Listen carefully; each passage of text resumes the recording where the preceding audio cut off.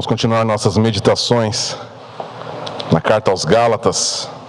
Gálatas capítulo 5. Acharam aí? Então, Gálatas capítulo 5, do verso 19 ao 26.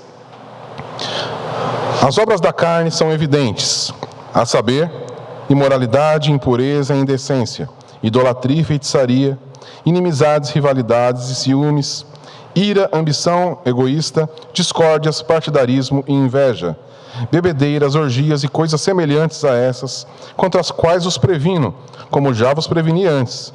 Os que praticam não herdarão o reino de Deus. Mas o fruto do Espírito é amor, alegria, paz, paciência, benignidade, bondade, fidelidade, amabilidade e domínio próprio. Contra essas coisas não existe lei. Os que são de Cristo Jesus crucificaram a carne, juntamente com as suas paixões e desejos. Se vivemos pelo Espírito, andemos também sob a direção do Espírito. Não nos tornemos orgulhosos, provocando-nos uns aos outros e tendo inveja uns dos outros. Vamos orar. Senhor nosso Pai querido, nós vamos meditar na Tua Palavra e pedimos que o Teu Santo Espírito possa iluminar a nossa mente, o nosso coração, para que possamos perceber aquilo que o Senhor quer falar com a gente, que essa verdade possa impactar as nossas vidas, ela seja transformadora, renovadora sobre nós. Nós pedimos em nome de Jesus. Amém. Muito bem, então, a gente vai concluir esse capítulo 5 de Gálatas, e é um texto bem conhecido nosso, né, as obras da carne e o fruto do Espírito. Né, o meu pai já tinha iniciado ali esse trecho aqui, ali a partir do verso 16, mostrando que existe essa luta entre o Espírito e a carne. Então é algo que nós percebemos nitidamente à nossa volta e no nosso próprio dia a dia. E aqui Paulo ele vai trazer exatamente esse contraste que existe entre as obras da carne e o fruto do Espírito. Então ele começa dando essa lista aí de obras da carne. Eu não quero me atentar tanto a cada uma delas, mas vamos dar uma passada por elas. Então ele começa aí com a imoralidade. Imoralidade tem a ver com pecados sexuais de formas diversas, tá? Que era muito comum, inclusive no mundo pagão. Então, existe um contexto para Paulo ter citado estas coisas aqui aos Gálatas. A gente já falou que aquela região ali onde os Gálatas estavam, a região da Galácia, que era uma região ampla, não eram de judeus. Então era realmente uma cultura pagã, onde tinham ali adoração a muitos deuses, e inclusive, como a gente já citou antes, a questão sexual era uma questão religiosa também, porque nos templos aconteciam as orgias e tais coisas. Então Paulo, mais uma vez, está trazendo isso, né, que isso é uma obra da carne, e que então não pertence ao reino de Deus. A impureza, que também tem uma relação com o pecado sexual, mas que envolve outras coisas também. A impureza, ela vai não só permear as questões sexuais da nossa humanidade, mas tudo aquilo que é impuro. Então, tanto linguajar, pensamentos, atividades diversas que são impuras, né? Qualquer tipo de imundícia, né? Indecência, né? Que é uma falta de respeito pelo que é correto e bom. Também, indecência pode também estar ligada à questão sexual, né? Porque era muito comum também naquela época as pessoas terem as suas relações sexuais diante das outras pessoas, abertas assim. Era muito comum isso também, principalmente dentro dos templos religiosos. Então Paulo ele meio que junta ali, né, essas três coisas, né? Imoralidade, impureza, indecência, mostrando que tudo isso é uma obra da carne. Mas claro, a indecência ela vai muito além, é o que ele põe aqui como a falta de respeito por tudo aquilo que é bom. É uma coisa que a gente vê constantemente aí, né? As pessoas não têm respeito por aquilo que é bom, muito pelo contrário, elas exaltam e gostam daquilo que é mal, que é ruim. Aí ele continua, idolatria. Idolatria também é muito fácil da gente entender. Adoração a outros deuses. Tem muito a ver com o contexto ali dos Gálatas, né, dentro daquela questão toda pagã, mas a gente sabe que a idolatria vai muito além de simplesmente deuses, de estátuas e qualquer outra coisa, né? Deuses criados, mas, como a gente já falou em outras ocasiões, a idolatria ela pode ser muito bem também a ideia que nós fazemos até do próprio Deus, até de Jesus Cristo. Quantas pessoas aí falam que creem em Deus, creem em Jesus, mas eles têm uma imagem totalmente deturpada de quem é Deus e de quem é Jesus. E isso também é idolatria. Feitiçaria, que aí está tudo ligado ao ocultismo, né? Todas sessões de magia, de qualquer tipo de coisa que tenta manipular o mundo espiritual, manipular as coisas, nem que seja, não, mas é só energia. Não, tudo que envolve essa questão de ocultismo, então Paulo também coloca aqui como feitiçaria. Então isso também é uma obra da carne. E aí ele vai, então tudo isso daqui vai dizer muito com relação à própria pessoa. Agora ele vai passar para uma questão social, que são as inimizades, né? Qualquer forma de ódio, né? E aí essa questão de inimizade vai muito além de só a gente, né, ter uma rixa com alguém por algum motivo específico, mas a gente vê nos dias de hoje também que a inimizade ela foi tomando parte, né, por motivos políticos, por motivos até de time de futebol, né? Você tem lá briga, gente que se mata por causa de torcida de time. Então a inimizade ela impera no nosso meio.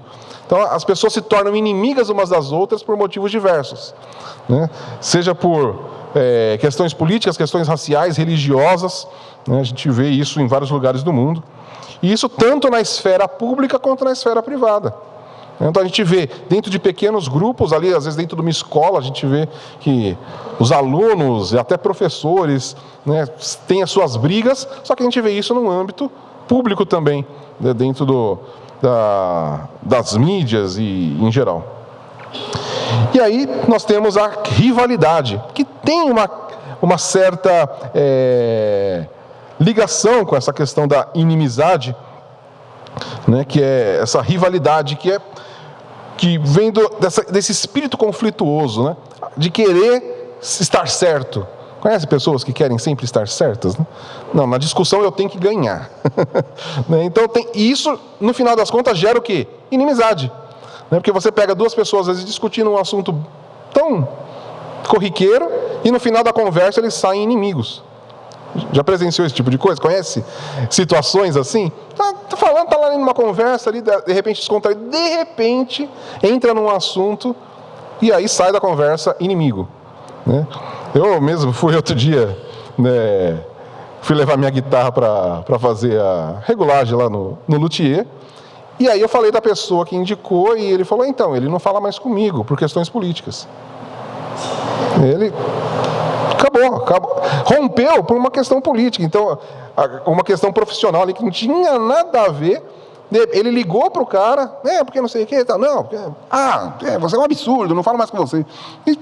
Entendeu? E um motivo tão pequeno, né, e que causou. Por quê? Porque quer estar certo, né? Não, eu estou certo, você está errado, e aí a partir daí, né, e isso a gente vai ver em várias situações, né? No nosso dia a dia. Isso acontece muito, inclusive, com casais, não é?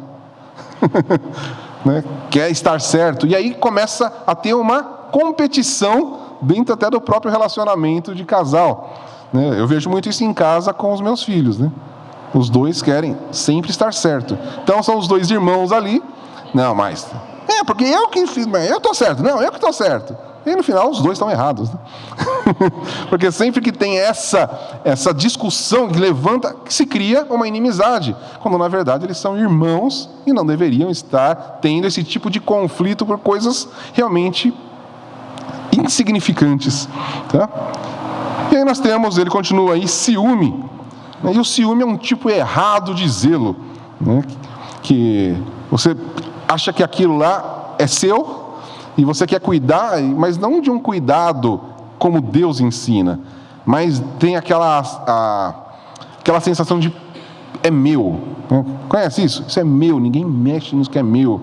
Né? Isso é meu, então essas coisas, né? Pega de coisas, de pessoas, né? A esposa é minha, né? E aí não quer que ninguém conversa com ela, não quer, né? Isso é meu, essa função é minha, né? Esse lugar é meu.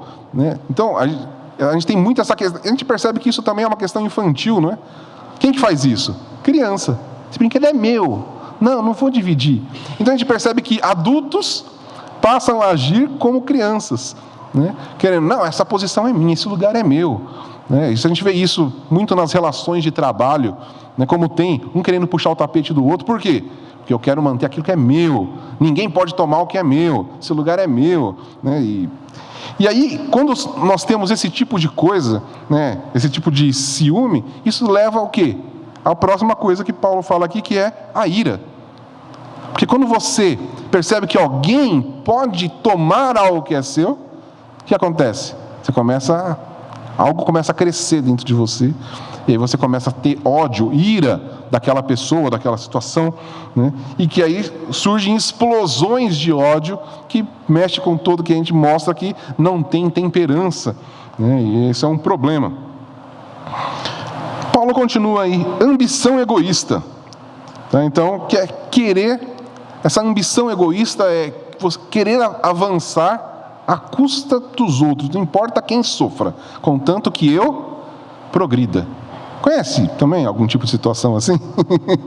Não importa quem vai ter que passar por dificuldades, contanto que eu saia bem na situação.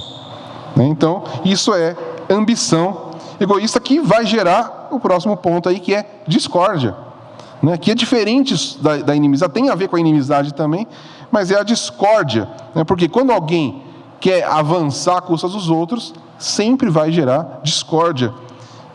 E aí Paulo continua aí com partidarismo, que também tem a ver com aquilo que eu já falei das divisões, facções, né, então tomar partido, e aí a gente vê muito isso, né, em situações diversas também.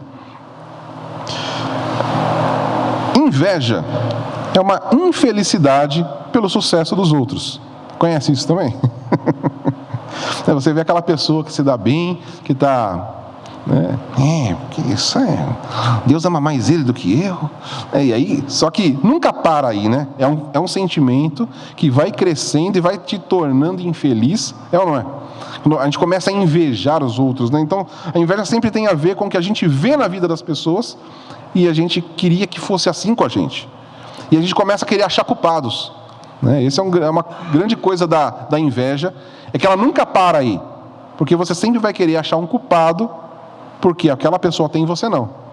Então, ou é aquela pessoa... né, a gente vê muito isso, né, dentro da sociedade. O cara é que é rico, então ele é o opressor. Então, ele é o culpado por ele ser rico e você ser pobre. Não é? É culpa dele. Não, às vezes não é culpa dele, aconteceu por motivos diversos. Não, mas a gente quer achar um culpado. Né? A gente vê alguém, até dentro aqui da própria igreja, você vê alguém que se deu bem, né? Foi promovido, ou sei lá, qualquer coisa, qualquer tipo de bênção que ele recebe, porque Deus ama mais ele do que eu. Eu, né, tento ser fiel, mas não, Deus abençoa ele e eu não. Né? Alguém já falou isso? Eu acho que não, né? Mas...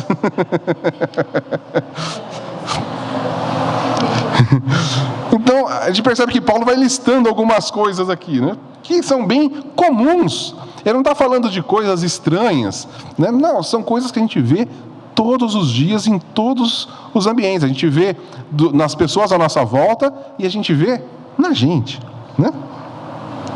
E aí ele finaliza trazendo agora alguns pecados do corpo, né? Bebedeiras e glutonaria, ele fala aí, né? A gente sabe, a Bíblia não proíbe o consumo de álcool, mas proíbe a embriaguez, né? E assim como ele também não proíbe a comida, mas proíbe a glutonaria, né? Então a gente tem que entender isso, né? Que é isso que o Paulo está falando. Orgias.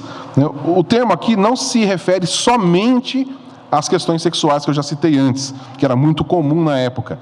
Mas, quando fala orgia aqui no original, são festanças, sabe? Essas festas sem controle, que a gente vê também muito por aí, né? Não tem só a ver com o consumo de bebidas ou questões sexuais, mas a questão das pessoas se perderem e perderem a sua compostura total por causa da festa, né? É um tipo desenfreado de divertimento, né? E que era muito comum também nas celebrações pagãs. As pessoas mesmo, elas entravam ali para entrar num tipo de transe, porque elas queriam fugir da realidade, e que é muito comum nos nossos dias também, né? Conheço pessoas que gostam de ir para as baladas para, né, se perder ali, né? E perde a noção do tempo, perde a noção das coisas, perde a noção de tudo, né? Então, é desse tipo de coisa que Paulo está falando aqui. E aí, lá no verso 26, dando um pulo aqui, que Paulo ele vai falar de outras coisas, e lá no verso 26, de novo, ele vai falar de um pecado que é do orgulho, né? É que aqui ele já vai falar dentro da própria igreja, ele vai trazer dentro do contexto da igreja, né? Que é: não nos tornemos orgulhosos, provocando uns aos outros e tendo inveja uns dos outros. De novo ele vai falar de inveja, mas aqui ele já está falando dentro de um contexto de igreja, né? Então ele está falando aqui para a gente deixar o orgulho de lado. E o orgulho, a gente sabe que está sempre presente ali na gente, ele sempre tentando brotar. Por quê? Porque a gente sempre acha que a gente está mais certo, que a gente é melhor, que a gente peca menos, que a gente faz mais coisas, né? E isso acaba o quê? Quebrando a comunhão. Então, percebe que todas essas coisas, elas meio que elas se entrelaçam, né? Não são coisas isoladas, mas são coisas que vão se mesclando, né? Quando a gente acha que a gente está certo, que a gente faz melhor, que a gente pensa melhor, então a gente olha para o nosso irmão e fala que ele está errado, eu sou melhor. E aí, percebe? Aí se ele recebe algo de Deus, como que Deus pode abençoar ele se ele faz essa coisa errada? Eu que faço certo, eu não recebi. Aí quebrou a comunhão, porque aí você já não vai olhar para aquela pessoa da mesma maneira. Você vai falar: não, Deus está errado. Aí você já olha errado para Deus, olha errado para a pessoa, e a comunhão cristã é quebrada. Tá? Percebe? Então é uma coisa que vai levando a outra. Então, resumindo aqui, né, é uma bela listinha, né, que vai incluir então pecados sexuais, pecados sociais, pecados do corpo, né? E, como eu disse, são pecados comuns na sociedade em geral, e são pecados comuns no nosso meio. É ou não é? Ou aqui ninguém pratica nenhum desses? Alguém? Não, são coisas que nos afetam. Então Paulo não está falando aqui de coisas, aqueles pecados lá. Não, ele está falando para cristãos. Ele não está querendo criticar o mundo. Para quem que ele está escrevendo a carta? Para a igreja. E essa carta chegou para quem? Para nós, igreja. Então, o nosso negócio não é olhar para essa lista aqui e falar: esse povo aí do mundo pratica essas coisas. Não, ele está falando para a gente. Presta atenção com essas coisas. Que ele continua aí, né?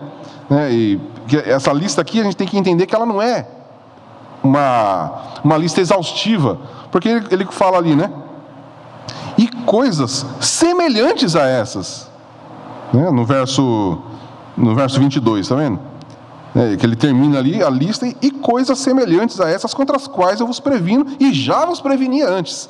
Ou seja, Paulo já vinha insistindo nessa questão, porque nós precisamos realmente sempre ouvir isso, porque a gente tende sempre a ir para esses caminhos das obras da carne, tá? Então a gente não pode entender como essa lista uma coisa fechada, mas sim um princípio, e a partir daí tantas outras coisas que acabam entrando nesse mesmo tipo de assunto.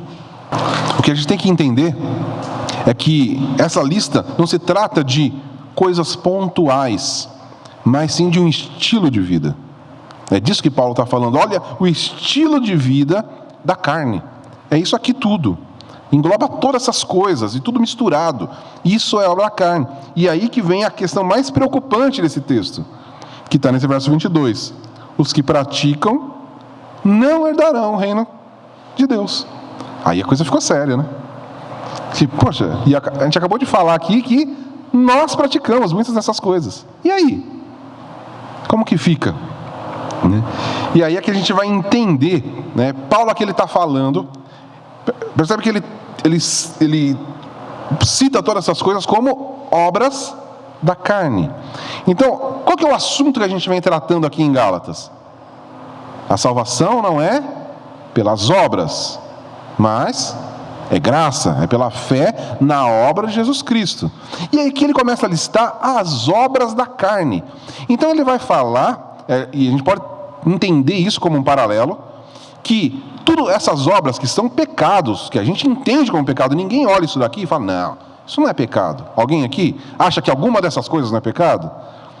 E Paulo põe isso na mesma categoria das obras boas feitas para a gente tentar se justificar. São obras da carne. Da mesma forma que ele está falando. Se você tenta praticar a lei, que você nem consegue, né, e ele está falando aqui, dentro daquele contexto lá até da circuncisão, é obra da carne. Isso aqui também é obra da carne.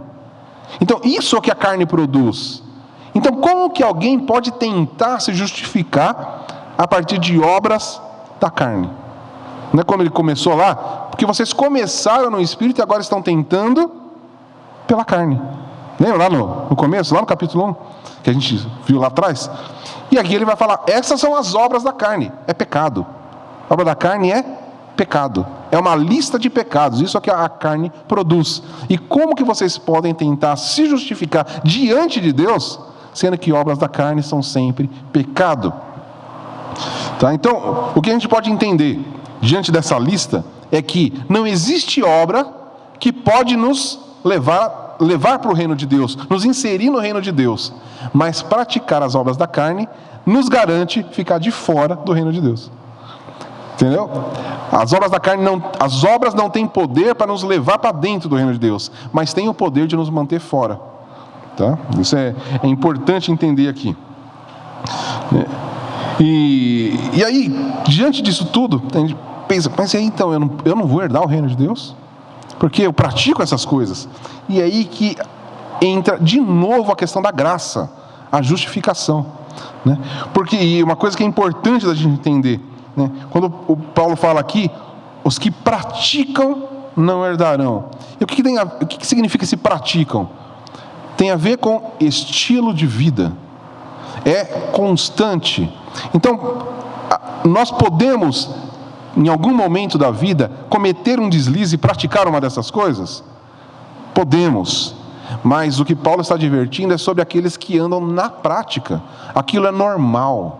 Se você conversar com diversas pessoas aí, e você falar dessa lista, eles não vão achar que estão errados.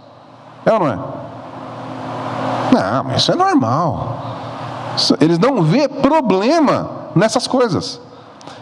Agora, se nós vemos problema nisso, isso já é um grande ponto, porque significa que o Espírito Santo está trabalhando em nós. Se nós nos pegamos praticando algo disso, e falamos, Senhor, eu pequei. Então, isso significa que o Espírito Santo está agindo em nós. Então, a gente não precisa ter medo de não herdar o reino de Deus. Né? Nós temos que ter medo se a gente começar a olhar para essa lista e achar, não tem problema não. Se em algum desse ponto fala, não, isso não tem problema, opa, acende uma luz vermelha aí, porque você está correndo um sério risco de não pertencer ao reino de Deus. Tá? Agora, se você encara tudo isso como um pecado, e mesmo assim, de vez em quando você cai e recorre a Deus, corre para ele e fala, Senhor, me perdoa. Então, você não precisa se preocupar, porque a nossa salvação não é por obras, mas é pela graça, pela fé na obra de Jesus Cristo. E o que a gente tem que entender? Por que a gente continua praticando alguns desses atos? Porque nós continuamos com uma natureza pecaminosa que é sempre ali, né? Fica tentando se erguer, fica tentando se impor, e por isso que nós temos essa luta dentro de nós constantes de tentar vencer o pecado, e o pecado tentando, né? Paulo mesmo vai falar em outro lugar, o pecado que tenazmente nos assedia, né? Que fica ali, né? Não é Paulo, né? Em Hebreus.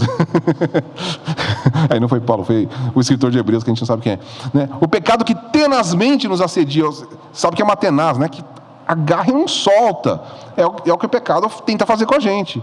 E a gente tem que ficar o tempo todo chutando ele para fora da nossa vida. Essa é a nossa luta até o dia do Senhor. Né? A gente não vai se ver livre disso até o último dia. Né? Então, por isso nós aguardamos ansiosamente o último dia, porque a gente quer se ver livre do pecado. Tá? Então, isso, quando Paulo está falando aqui, é de hábito e não de deslize. Tá? Mas o deslize vai acontecer, porque nós temos essa natureza pecaminosa. Tá?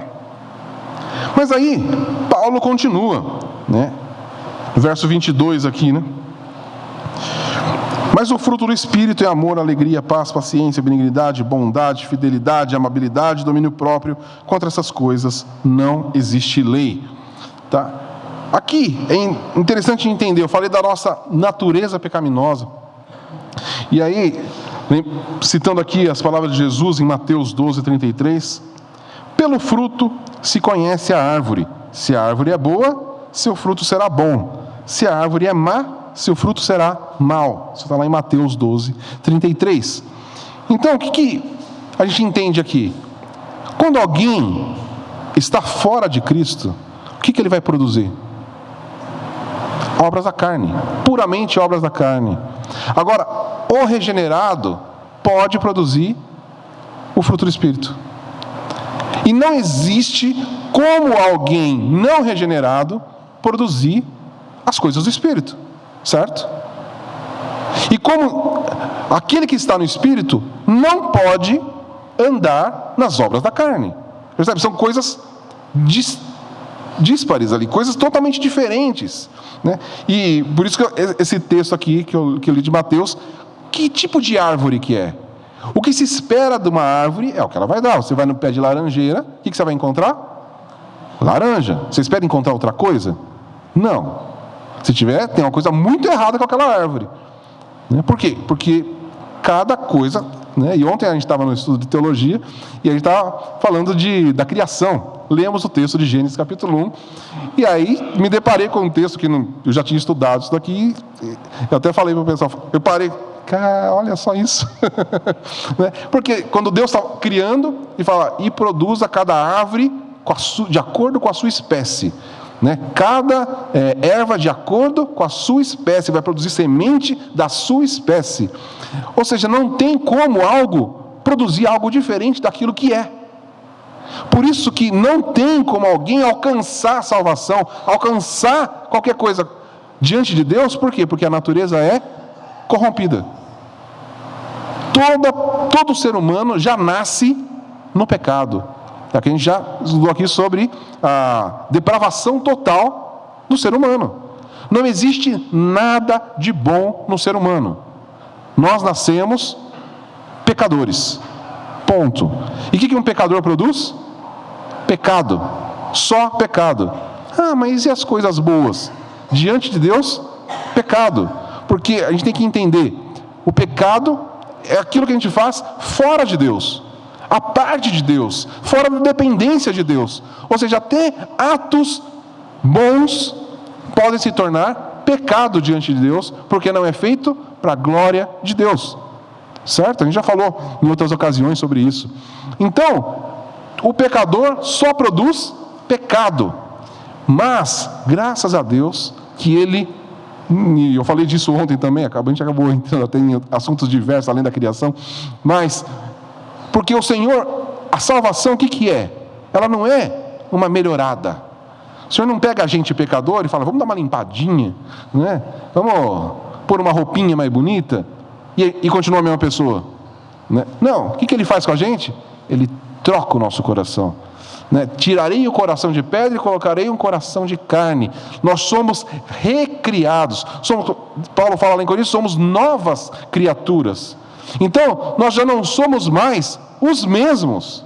Nós não somos mais alguém melhorado. Nós somos alguém transformado, recriado. Por isso que nós podemos agora produzir frutos do Espírito. Produzir frutos que agradam ao Senhor. Por quê? Porque não somos mais os mesmos. Então, o que se espera de nós é que a gente não produza mais obras da carne, mas sim fruto do Espírito. Porque agora essa é a nossa natureza.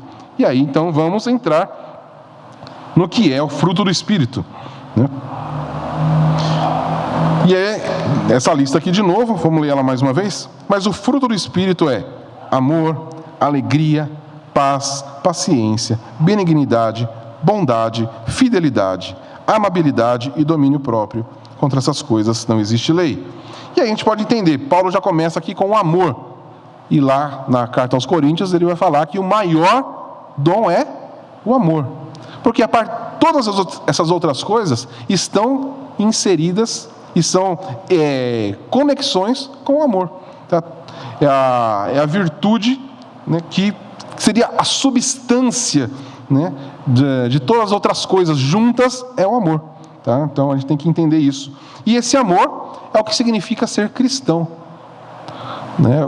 O Senhor, e o verbo, a palavra usada para amor aqui, né? O verbo não, a palavra usada para amor é o agape.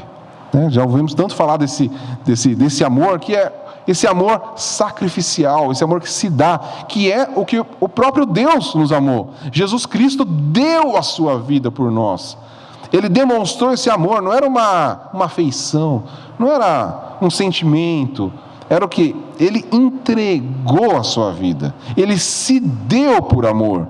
Isso é o amor que se espera de todo cristão, porque ao ser regenerado, nós somos essa nova criatura que amamos, que agora se dá, que não olha mais para si. Percebe como tudo parte de um contraste com as obras da carne? Que a gente lê, é inveja, tudo é eu, é o meu lado, é o meu, eu estou certo, é eu me dar bem, eu querer as coisas. E aí começa já com um amor que é se dar. É para fora, é fora de mim, eu me dou, não é mais para mim, é para o outro. Né? Deus, o Criador de todas as coisas, né? Ontem a gente falou disso também. Né? Pensa, Jesus, o Criador, estava desde a eternidade com Deus, por meio da sua palavra, tudo foi criado, e Ele se fez homem. Ele esvaziou-se de si mesmo, assumindo a forma humana e servo, e foi obediente até a morte, e morte de cruz. Então, isso é o amor que o Senhor coloca em nós agora, e nós passamos a viver dessa maneira. Mas aí ele continua a lista aí. Alegria. E essa alegria aqui, ela tem mais a ver com contentamento do que felicidade. Significa que é a nossa capacidade de se alegrar, de encontrar contentamento no Evangelho. Né? A parte das circunstâncias. Então, porque a gente pensa muito em alegria, né? Então nós temos momentos alegres, momentos tristes da nossa vida, mas essa alegria aqui não tem a ver com tristezas que a gente sofre no decorrer da nossa vida. Quando acontece alguma coisa difícil, ou perdemos alguém que amamos, isso nos traz tristeza. Mas não é dessa tristeza, desse tipo de alegria que Paulo está falando aqui, mas é a alegria do contentamento de vida por causa do Evangelho. Nós somos alegres por quê? Porque mesmo que a gente perca tudo, mesmo que a gente perca todas as pessoas à nossa volta, tem uma coisa que ninguém pode tirar da gente, que é a nossa salvação. É encontrar alegria nisso, é o contentamento nisso. Eu posso perder tudo que eu tenho, mas ninguém pode tirar a minha salvação, porque quem me garante isso é o próprio Deus. Ele garante. Nem eu posso perder por mim mesmo, porque é Deus que garante. Então não tem nem que ficar, se eu perder. Não, se for depender de mim, eu ia perder. Mas quem me sustenta é o Senhor. Então é encontrar essa alegria, é diante das circunstâncias. Tá ruim financeiramente, tá ruim, né, nos relacionamentos, mas uma coisa, eu posso me contentar. Diante de Deus está tudo bem. E isso aí vai ter a ver com a esperança também, né?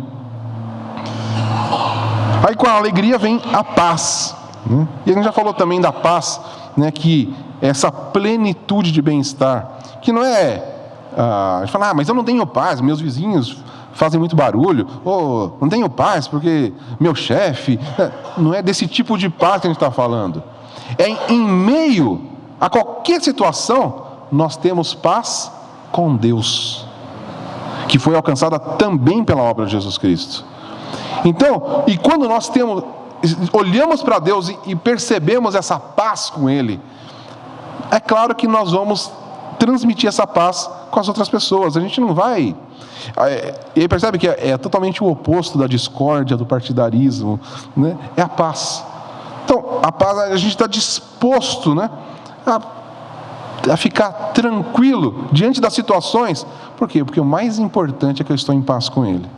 Ele me garante isso, né? Então é proveniente desse relacionamento salvador com Jesus Cristo que me garante essa paz. Então, em meio a qualquer situação, qualquer turbulência, eu estou em paz com Deus. Então eu tenho uma paz interior que o que Jesus fala, né? Eu dou uma paz para vocês que não é que o mundo dá. O mundo dá uma paz ali que ela é volátil. Não, a paz que o Senhor nos dá, ela é sólida. Ela é algo que pesa e fica ali, né? E a gente tem que se apegar a essa paz. Então, são coisas que nós temos que nos apegar no nosso dia a dia. Agora, as próximas, elas vão trazer as relações humanas. Então, paciência ou longanimidade, algumas traduções trazem como longanimidade, que é ser paciente diante das dificuldades, né? E eu vi um termo aqui que é bem legal, ter um pavio longo, né? A gente vê muitas pessoas com pavio curto, mas o Senhor quer que a gente tenha um pavio longo, né? Que diante das situações, diante das provocações, diante das perseguições, tudo bem. Por quê? Porque a gente está em paz com Deus, né? Percebe? Não, mas eu não consigo. Se nós temos o Espírito Santo, Ele vai produzir isso em nós. Não é uma questão que nós vamos tentar e se esforçar. A gente tem que entender que isso é uma obra do Espírito Santo em nós. Então, se o nosso pavio não está muito longo, vamos orar. Falar, Senhor, aumenta o meu pavio. Deixa eu ter um pavio mais longo para enfrentar as situações do dia a dia. No meu trabalho, na minha família, não importa a situação. Nós somos chamados a ter esse pavio longo, a ser paciente, né? A gente tem falado muito aqui que a qualquer momento a gente pode sofrer um período de perseguição. E que nós vamos precisar? De paciência, de longanimidade, para suportar as perseguições. É isso que a gente vê na vida dos apóstolos, né? Tá lá Paulo e Silas na prisão, tinha acabado de apanhar, jogaram ele lá. O que eles fazem? Vamos cantar, vamos louvar o Senhor. Que absurdo é esse? É longanimidade, é paciência, fruto do Espírito. Como que alguém que acabou de apanhar pode querer cantar? Porque ele não está olhando para si mesmo, ele está olhando para Deus. Olha o que ele fez, e eu estou sofrendo por causa dele? Eu vou. Não tem problema nenhum. Próxima coisa aí, benignidade. É uma disposição constante de ajudar. É uma extensão da graça que Deus nos dá. Então Deus nos dá graça e a benignidade é uma extensão dessa graça. Nós queremos levar isso para as pessoas à nossa volta. Então é uma predisposição a cuidar das pessoas. É olhar como Deus cuida de nós e a gente querer cuidar das pessoas. Tá? Isso é benignidade. E aí ele fala bondade, parece que é a mesma coisa, né? Mas não é. A bondade, ela acaba sendo mais comum até. As pessoas têm atos de bondade. É fazer bondade para as pessoas, ser bom com as pessoas. Mas, por que Paulo traz a lista para cá? Porque, como eu falei antes, as pessoas podem fazer coisas boas sendo obra da carne. E aqui Paulo está falando de fazer coisas boas para a glória de Deus. Porque muita gente faz coisas boas para quê? Para alcançar pontos, né? Para melhorar para ser melhor visto, né? A gente vê isso muito nos grandes filantropos, né? Porque é interessante como você pega algumas biografias, né, não sei o quê, e um grande filantropo. A bondade que Deus espera de nós não é para a gente receber títulos, é a extensão da graça, né? Então percebe, alguém que faz uma coisa boa para receber um título de filantropo, né, para receber o nome dele numa fundação que seja, percebe, isso é obra da carne. Porque ele não faz para a glória de Deus, ele faz para si próprio. Ele faz para se sentir bem. Quantas pessoas, já viu alguém falando assim? Eu gosto muito de fazer o bem porque eu me sinto tão bem depois. Já ouviram falar isso? O que é isso? Obra da carne. Porque quando nós fazemos o bem, não é para a gente se sentir bem, é para a glória de Deus. Então nós fazemos o bem para alguém, qualquer tipo de ato que seja, não é para nós, não é para a gente se sentir bem, ou para, né, e Jesus diz que quando você fizer algo para alguém, que a sua mão direita não veja o que a mão esquerda faz, né, não saiba. né? Então, eu vou dar, tem alguém olhando? Tá vendo? Tô dando, hein? Isso é obra da carne. Por quê? Porque isso tem a ver com orgulho. E essa bondade é dar quando ninguém está olhando, quando só Ele está vendo. Porque é para Ele, não é para nós, não é para o nosso bem-estar. E aí, isso sim é fruto do Espírito, porque é feito para a glória de Deus. Fidelidade, né? É uma confiabilidade que provém de confiar em Deus, tá? Então, a pessoa fiel, ela é confiável. Por quê? Porque ela é uma pessoa muito legal? Não, porque ela confia tanto em Deus, a fé dela é muito grande em Deus, o temor a Deus é grande, que ela se torna fiel com as outras pessoas. Então ela se torna confiável, não por si mesma, mas por causa do temor do Senhor, por causa da fé em Deus. Então ela se torna fiel, e uma pessoa confiável para tarefas diversas. Isso é muito importante, que as pessoas possam confiar em nós. Pensa, nós que trazemos o título de filhos de Deus, e alguém fala, não, essa pessoa aí não é confiável não. Isso é vergonhoso para nós. Como que nós, sendo filhos de Deus, do Deus que é fiel, que não pode mentir, que cumpre tudo aquilo que promete, e alguém olhar para nós, filhos de Deus, e falar, não, essa pessoa não é confiável. Não, ela tem que ser o contrário. As pessoas têm que olhar para a gente e falar, não, nesse daí dá para confiar. Por quê? Porque ele teme a Deus, porque ele é fiel a Deus, e aí então ele é fiel às pessoas, ele é fiel àquilo que promete. Amabilidade ou mansidão, algumas outras versões traz aí mansidão, é aquela graça interior que a gente pode chamar de gentileza, tá?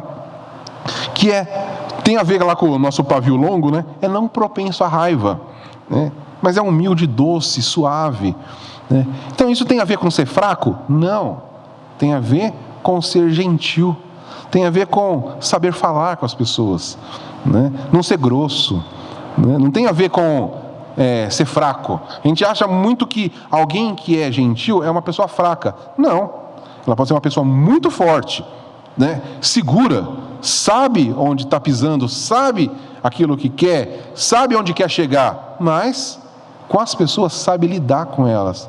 Não é grosso, não quer se mostrar superior, percebe? É o contrário da nossa listinha lá anterior, né?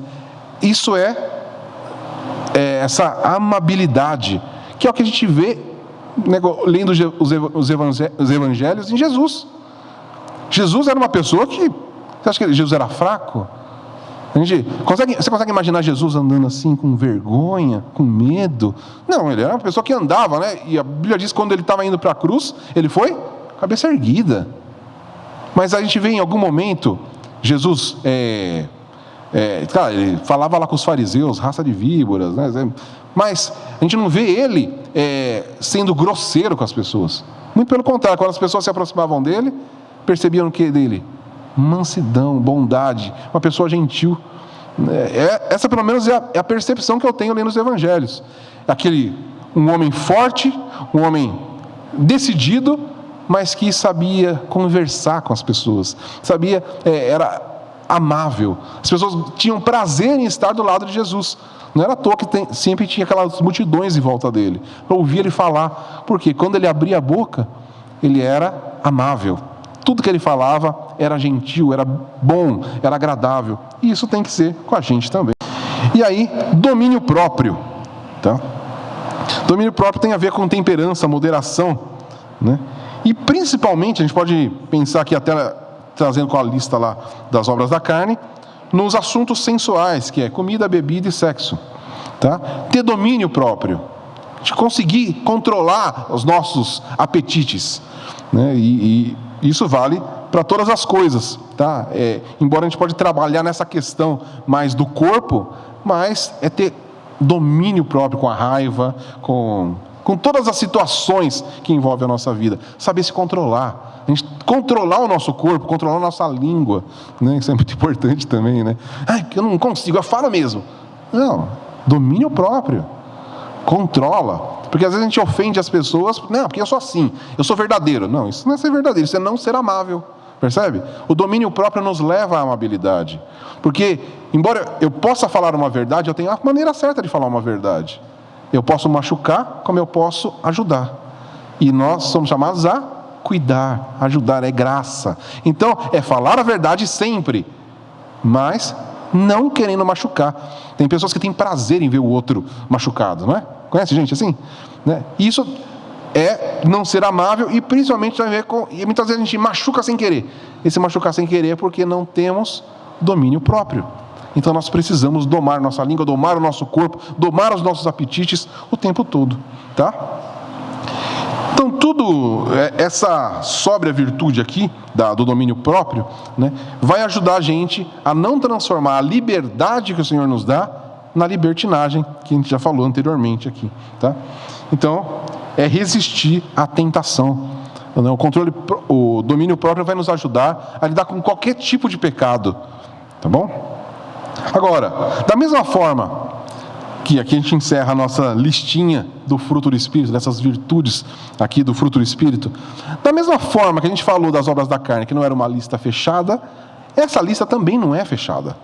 Tá? Paulo cita algumas coisas aqui, mas em outros lugares do Novo Testamento a gente vai encontrar, né, esperança, piedade e outras coisas, que também são fruto do Espírito. Então a gente tem que entender, essas listas, nenhuma delas é fechada. A gente vai percebendo elas no decorrer da nossa vida. Tá? Então, mais uma vez, a intenção de Paulo não é agora dar essa listinha e falar, tá vendo? Ó, siga isso aqui, siga essa cartilha. Se a gente tentar fazer isso, a gente vai tentar de novo ir para a justificação pelas obras. Ele está falando, isso aqui é um estilo de vida proveniente de quem anda no Espírito.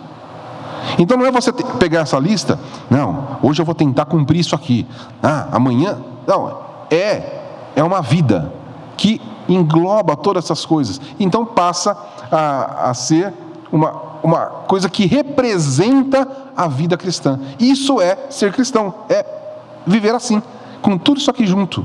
Não é cumprir um ponto, é tudo essa. Por isso que ele trabalha no singular, o fruto do Espírito. Não são frutos do Espírito.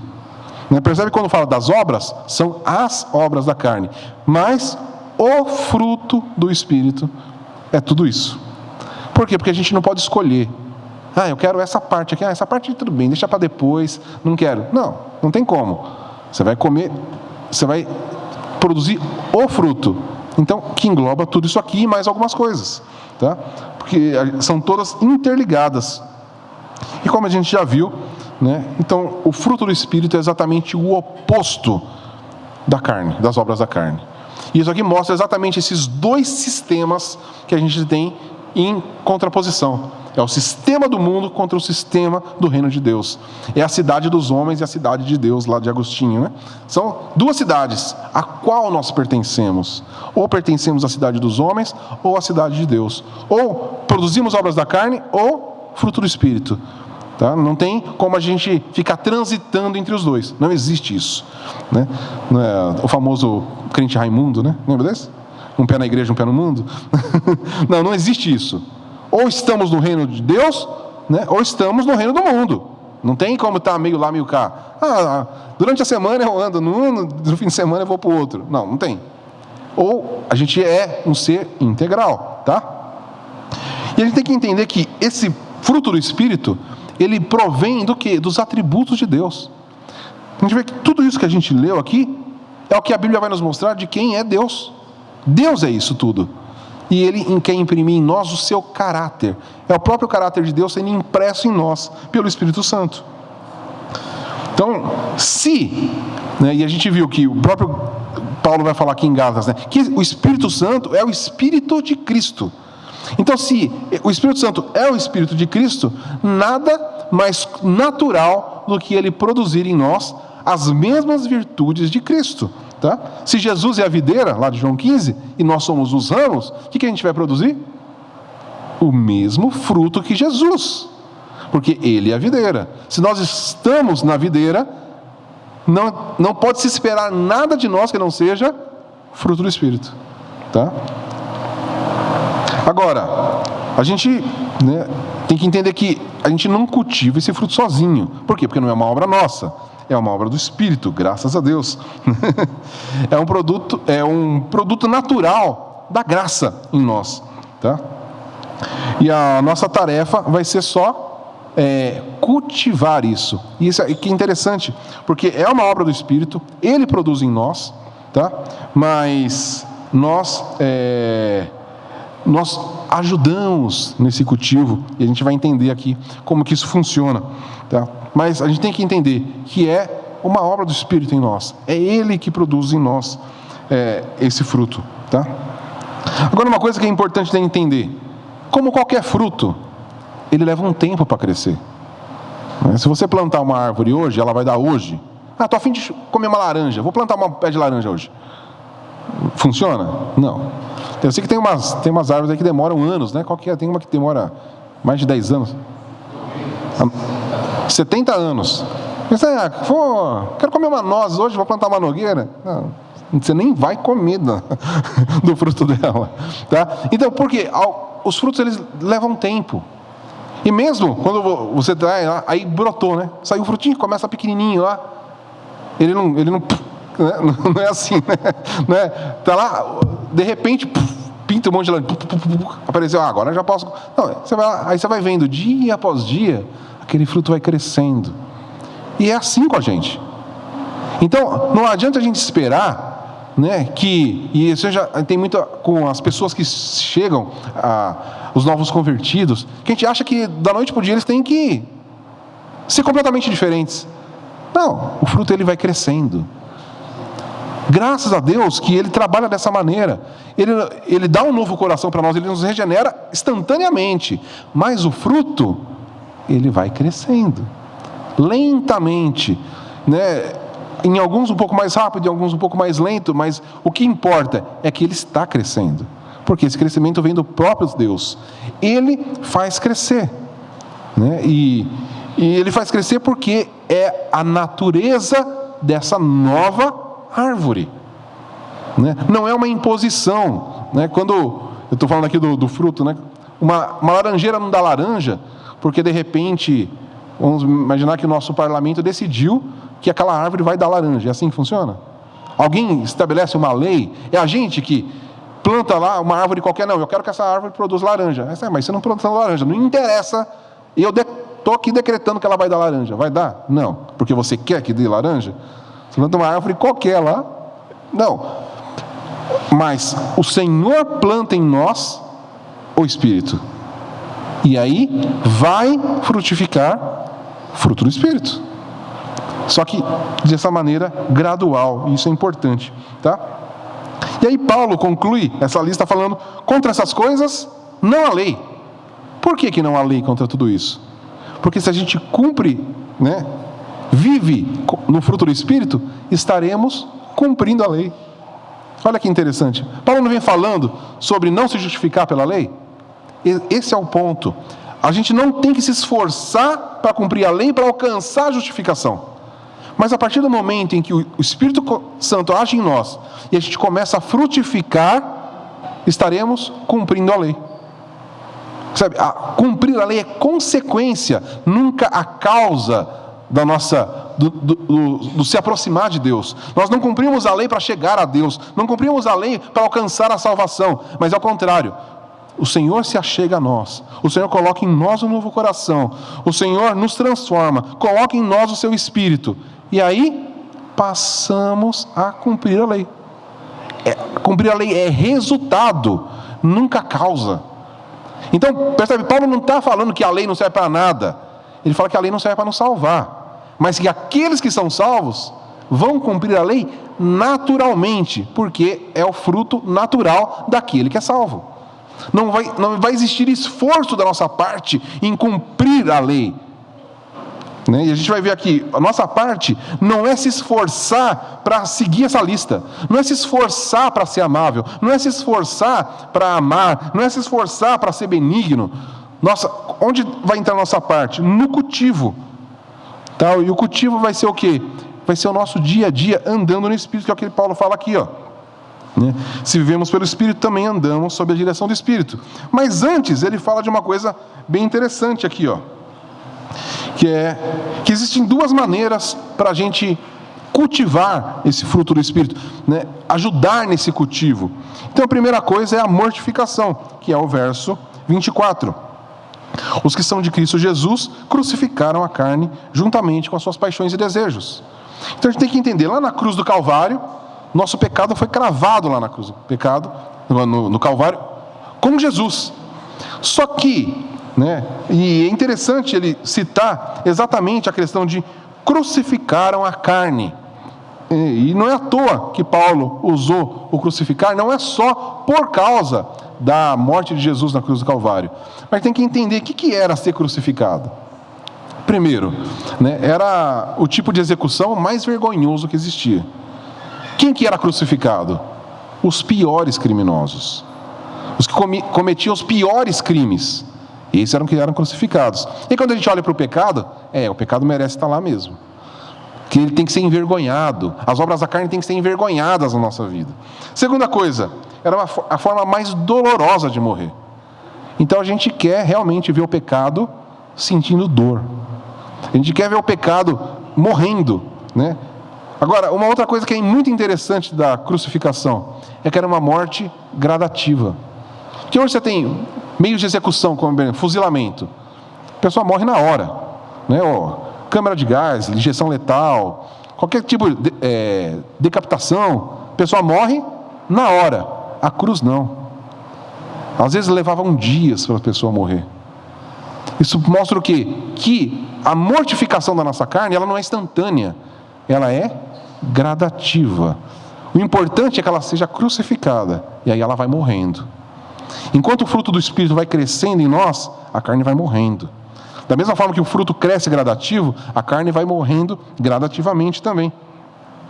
Ela vai definhando, ela vai perdendo a sua força, né? E agora, uma coisa que é muito importante também da crucificação: quem era crucificado, certamente ia morrer. Não tinha como sair dali vivo, né? E inclusive os soldados nem deixavam, né? Eles ficavam lá vigiando até a pessoa morrer. Lembra quando Jesus foi crucificado, como era a Páscoa, então eles tinham que tirar os corpos da cruz antes do sábado, né? Então antes das 6 horas, eles foram conferir lá para ver se eles estavam mortos. Jesus já estava, os outros dois não, eles quebravam então as pernas para a pessoa morrer rápido, porque senão a pessoa ficava ali horas, tá? Então era assim que funcionava a crucificação, e é por isso que ele fala sobre nós estarmos crucificando a nossa carne. Ela tem que ser dolorosa, e ela vai ser dolorosa para nós. Quando nós crucificamos a nossa carne, sentiremos a dor. Por quê? Porque a gente quer manter aquelas obras em nós. É o nosso natural, né? É o que veio de anos da gente, e quer se manter firme ali. Não, vai ficar cravado aí. Vai ser vergonhoso, vai ser doloroso, vai ser gradativo, mas vai ser definitivo, tá? Então, Deus sabe que quando Ele crucificou o nosso pecado na cruz do Calvário, era definitivo. Por isso que nós estamos nessa trajetória e que nós podemos realmente crer que o pecado vai ser, de uma vez por todas, eliminado da nossa vida na volta de Cristo, tá? Deus não está lutando uma luta perdida, tá? Mas a gente precisa crucificar o nosso pecado, sim. Toda vez que a gente percebe que o pecado está lá na cruz, aí ele começa a tentar afrouxar os pregos, né? A gente tem que todo dia ir lá dar uma marteladinha. Não, fica aí, não vai sair daí não, você vai morrer. E essa é a nossa forma de cultivar, né, a nossa mortificação. Mas também existe a vivificação, que é: se vivemos pelo Espírito, andemos também sob direção do Espírito, tá? Se o Espírito é a nossa fonte de vida, né, ele também tem que ser como direciona. Pensa num rio, existe a fonte do rio, né? Só que aí, quem que determina o curso do rio? É o terreno. No caso do Espírito Santo, ele é a nossa fonte, e ele também tem que direcionar como que a gente vai correr. A gente agora não corre livre e solto. Não, tem que ser de acordo com como ele vai nos guiando, tá? Isso é muito importante. Aqueles que pertencem a Jesus têm que viver no Espírito, né? E esse termo aqui que Paulo usa de andar, ele é um termo militar, que significa o quê? Andar em formação. Já viram? os soldados, né? Eles andam tudo juntinho, no mesmo passo, tá? E isso tem eles não só andam daquela forma nos desfiles, né, que a gente vê lá, mas quando eles estão na guerra e eles têm que correr, eles também correm no mesmo ritmo. É normal eles andarem no mesmo ritmo. E é disso que Paulo está falando, andar no mesmo ritmo do Espírito. E isso tem a ver até quando a gente pensa em igreja. Todos nós estamos debaixo do mesmo Espírito. Então a gente tem que correr junto, correr no mesmo ritmo, né? A gente está junto nessa caminhada. Então isso é muito importante entender também. Então com quem a gente tem que se preocupar? A gente tem que se preocupar com manter o ritmo. A gente não tem que se preocupar qual é o destino, né? Por exemplo, quando um sargento, né, fala, não, informação, e começa a andar, os soldados estão preocupados, aonde eles vão? Mas a gente está indo para onde, hein? Né? É assim que funciona? Não, eles estão olhando para a voz de comando, e estão seguindo a voz de comando. Qual que é a preocupação dos soldados? Manter o ritmo, manter aquele jeito de andar. Então o que Deus está nos ensinando aqui? Que a gente sabe qual que é o nosso destino. É a volta do Senhor. Onde a gente vai chegar? Quando que vai ser que o nosso pecado vai morrer de vez? Quando que aquele pecado vai ser vencido? Eu não sei. O que eu preciso? Manter o ritmo. Eu tenho que manter o ritmo de acordo com o Espírito Santo. E como que a gente faz isso? Né? Na disciplina. E essa disciplina qual que é? Oração, leitura das Escrituras, né, os sacramentos, né, a pregação do Evangelho, né, a pregação que a gente tem aqui domingo após domingo. Isso é manter o ritmo. Por isso que a gente não pode parar, né? Se a gente parar de orar, a gente para de ler a Bíblia, o que a gente já começa a perder o ritmo, começa a tropeçar. Então está todo mundo andando no ritmo e a gente... né? Não, a gente precisa manter o ritmo. Isso é trabalho nosso. Esse é o nosso trabalho. Nosso trabalho não é fazendo chegar em algum lugar. Isso é obra do Espírito, Ele está nos guiando. Nosso trabalho é manter o ritmo. Então é se preocupar com isso. Então a leitura das Escrituras, a vida de oração, a vida em comunhão da igreja, participar dos sacramentos como a gente vai participar hoje, né? Ouvir as pregações, isso é que vai manter a gente no ritmo para o fruto do Espírito frutificar em nós. Amém? E aí nós viveremos, né? Então, quanto mais sintonia a gente vai ter com o Espírito Santo por meio da palavra, que é sempre o mais importante, dos sacramentos e das orações, então mais frutíferos nós vamos nos tornar. Amém? Era isso que eu queria compartilhar com vocês hoje, e assim a gente encerra o capítulo 5 de Gálatas. Vamos orar? Senhor, meditamos na Tua palavra e vimos esse contraste existente entre as obras da carne e o fruto do Espírito. Senhor, nós sabemos que esse fruto é uma obra Tua em nós, uma obra do Espírito Santo em nós. Senhor, nós desejamos grandemente ter esse fruto para todas as pessoas verem na nossa vida. Nós sabemos que o Senhor vai fazendo ele crescer gradativamente. Senhor, nós queremos sim cultivar esse fruto. Senhor, nos ajude a dia após dia andar no ritmo do Teu Espírito. Que a gente ouça a Tua voz, né, na leitura das Escrituras, nas nossas orações, na comunhão da igreja, na participação dos sacramentos, no ouvir a pregação do Evangelho. Senhor, que a gente mantenha esse ritmo, que a gente não esmoreça, que a gente não desanime, mas que a gente mantenha esse ritmo, sabendo que o Senhor está agindo em nós. Nós dependemos totalmente do Teu Santo Espírito para todas as coisas. Sabemos que não é na nossa força, não é com o nosso poder, mas sim pelo poder do Teu Santo Espírito. Senhor, nós Te louvamos e Te exaltamos pela maravilhosa obra de Jesus Cristo na cruz do Calvário, que pregou o nosso pecado ali juntamente com Ele. Senhor, e que pela ressurreição de Jesus Cristo nós recebemos a nova vida, nós recebemos um novo coração, nós somos regenerados, transformados para viver essa novidade de vida. Senhor, que a gente mantenha esse ritmo até o nosso último dia. Que a gente não desanime, que a gente não perca as forças, mas que a gente continue no mesmo compasso, aumentando o ritmo dia após dia, até encontrar o Senhor Jesus Cristo. Senhor, eu desejo do nosso coração e nós oramos no nome santo de Jesus. Amém. Amém.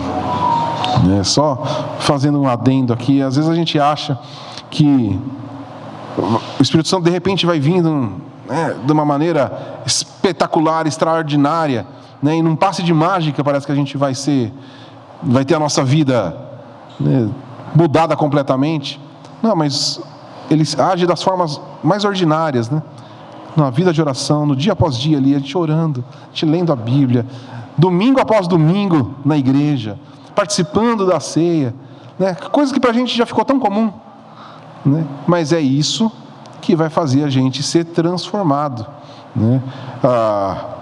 Outro dia eu ouvi um pregador falando isso. O que faz você se manter em pé? É você ir às vezes num restaurante e comer uma super refeição? Ou é o seu todo dia comendo aquelas refeições que você já nem liga mais? Comendo um arroz, um feijão, um pãozinho aqui, um bifinho aqui, uma salada, Que o que mantém a gente vivo é esse hábito, o ritmo que a gente tem de se alimentando. Não é porque um dia você foi num churrasco, isso que me mantém vivo, é porque naquele dia eu fui naquele churrasco, comi muita carne. Não, é o dia a dia. Então a gente não pode esperar que a vida com Deus também é assim, que Deus vai chegar e despejar um monte de coisa e da noite para o dia, Tem muita gente que acha que é assim, vai participar de alguma conferência, de algum evento e vai sair de lá outra pessoa. Não, o Espírito Santo não age assim. Ele age no dia a dia, que ele vai dia a dia nos fortalecendo e nos fazendo crescer. Amém?